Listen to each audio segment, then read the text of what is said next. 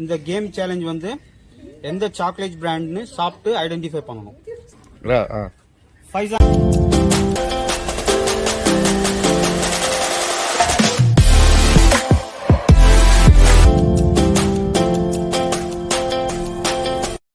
இசியான் சொல்லுவாரு. இசியான் எந்த பிராண்டு? மஞ்சா. ஃபைசான் ஓகே.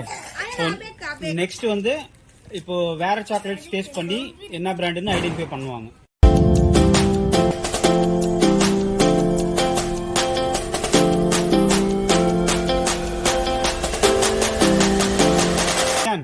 என்ன சாக்லேட் அது?